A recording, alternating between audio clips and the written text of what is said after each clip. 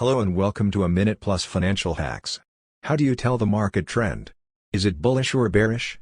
We use candlesticks which tell us the mood or sentiment of the market. Remember, people's emotions significantly affect how the market moves. What are candlestick patterns? These are simply trading indicators used to predict the price movement or direction. You study them to know whether the price is going up or down. In other words, is the market suitable for buying or selling? These patterns show past and present current price movements and do not include future price movements. The most common indicators are color-coded in red and green, where red signifies the bears, and the green-colored candles signify the bulls. The bull or green candle shows that the market opened at a low price and closed at a higher price. The bearish candle shows that the market price opened high and closed low. So how do we read the candlesticks?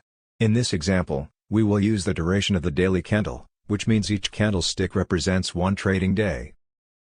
The green or bullish candle implies that the market price closed higher than it opened. For instance, let's assume the opening price for gold was $1,700, then at the end of the trading day, the price is $1,800. The bearish candle means that the market closed at a lower price than its opening price. In this case, let's say the market opened at $1,800 and closed at $1,700. As you can see, each case's candle body denotes the day's opening and closing prices.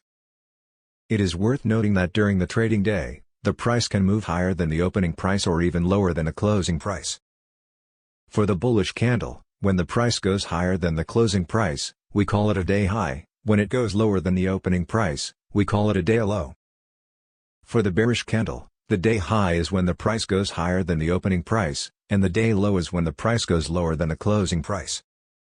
We use shadows to denote both the day high and the day low. Well, that's it for today. Make sure to tune in for more Forex trading nuggets. Don't forget to like, subscribe and share.